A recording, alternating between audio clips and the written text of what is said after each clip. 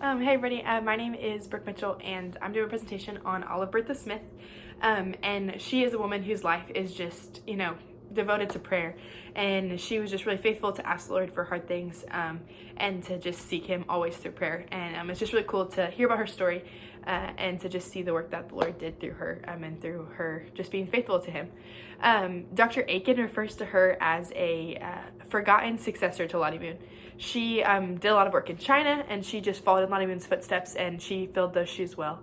And it's really cool because she was born in November of 1888, which is a year after Lottie Moon's letter was sent to request for the Women's Missionary Union to devote a week to prayer and to financial giving for the Foreign Mission Board. And so it's really cool to see how Bertha is an answered prayer of Lottie Moon while she's on the field. And so Bertha kind of filled those shoes, and she came to China. This is really cool, tidbit. But when she was young, she talks a lot about how she just felt like she had to keep up this image. She had to, have this certain way about her, and she admitted that she just reveled in the praise of her teacher. She always wanted to achieve things and to be good. And I can just identify with that a lot because I just feel like I'm always, trying to achieve the next thing, to do what's right, to achieve. And it's really cool to just see how the Lord took that desire from a young age, and He used that for His glory to achieve things for Him and to work hard for Him. And that shift in her from when she was young to when she was saved. And it's just awesome to see how the Lord can use, those desires in us to bring Him glory. But she was saved through some summer revivals. She went up every single summer for a long time just in tears, wanting to know the Lord but not knowing what that meant. And it was finally the summer of 1905 that someone explained to her, you just need to trust the Lord and you need to put your faith in Him. And she did that. And she really understood finally what it meant to put your trust in Jesus, because that was just really confusing to her for a while. But someone explained it to her, and she just put her trust in Jesus. And in the summer of 1907 is when she fully surrendered all to the Lord. And she fully committed to doing whatever the Lord would have her to do. And then in her time in college, she just kind of felt a call to missions. She was signing up for this group, and in order to be a part of this group, you had to sign a card that said, "I make it my purpose, God permitting, to become a foreign missionary." And she didn't really know if that's what the Lord was calling her to, so she just spent time praying, asking the Lord, seeking Him. And through that time of prayer was when she was like, okay, whatever the Lord has me to do, I will do it. And the Lord was like, all right, I want you to be a missionary. So she signed the card and just kind of lived in that throughout her time in college. And then she went on to the Women's Missionary Union Training School out of Southern Baptist Theological Seminary in Louisville, Kentucky. So she went there, got some training, and then she got appointed to the Foreign Mission Board in 1917. And she was appointed to the Shantung Province in China. And she is just, worked a lot to usher in the Shantung revival. So the revival, it was just a really big part of what was happening in China at the time, and just a lot of people coming to know the Lord. But Bertha will tell you that it really first started in the hearts of the missionaries and the Chinese Christian workers who were there. They began praying for revival, and the Lord stirred in their own hearts, just unconfessed sin that was going on, people who thought they were saved, but they really had never fully trusted the Lord. And so the revival first happened in the Christian workers that were there, and then it went on to the people. And I think that's just such a cool picture of, we have to pray first for ourselves, and then we can go out and serve others well when we have confessed sin, when we trust the Lord, and Lord will do big things through that. And so she just did a lot through that work, and she was on the field for 10 years before the revival even happened. So she was, praying for that revival for 10 years, and then finally got to see it after that. But throughout her time, she just got a lot of just really cool stories of the Lord being faithful.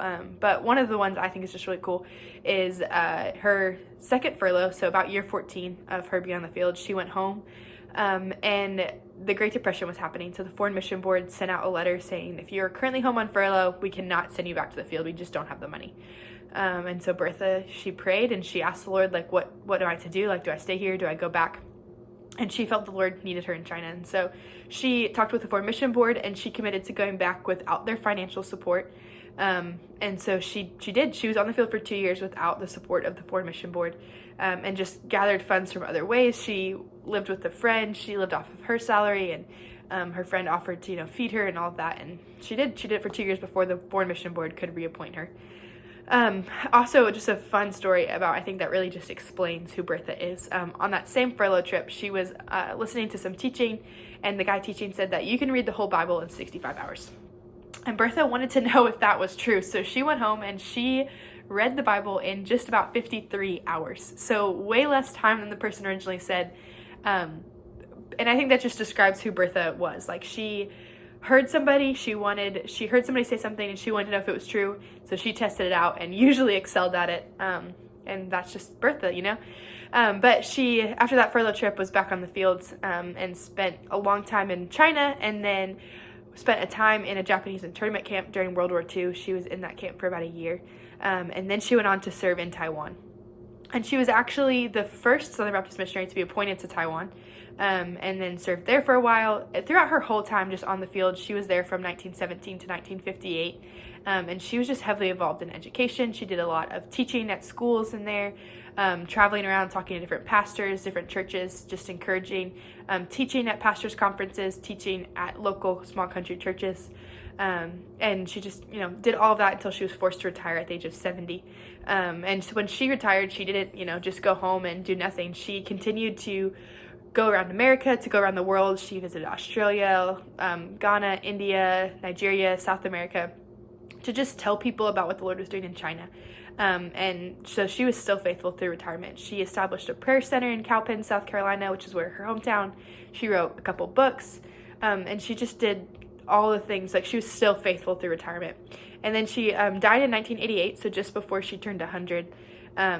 But Bertha is just really a biblical woman. She had the characteristics, like, she was faithful, she was loving, she was a provider, she was wise, she was truthful, she was patient, especially, like, she waited 10 years for a revival to happen in China, and she just was faithful that the Lord would do it, and just patient for that. And she was wise and truthful, like, in what she spoke to other missionaries, to discerning the work of the Lord, to discerning what the Lord was saying through her.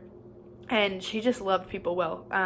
She has a story of her, growing flowers in her front yard just because people would come and look at them, and she would just give them these tulips that she had and get to share the gospel with them because they just saw her flowers. And I think that's just, like, such a loving thing to do, like, to share this beauty with somebody that she had. But she just had a huge influence on missions. Like I said, like, her prayers and her team's prayers were what ushered in the Shangtung revival. And just such a cool biblical woman. I made a joke to my brother about naming my firstborn Bertha, but he said that would be a bad idea because it's, not a cool name, I guess, anymore. But she's great, and I just love her influence on missions and the work that she did. And she was just faithful to the Lord, and that's all. She just knew what the Lord would have her to do, and she acted. She just did the next thing to be faithful to him. And that's really why she's a biblical woman, is she just trusted in the work of the Lord. Nothing she did, but just, following after the Lord. So yeah, I loved reading about her story. If you get a chance, I definitely suggest reading her biography or one of the books that she wrote. But yeah, thank you guys, and she's great.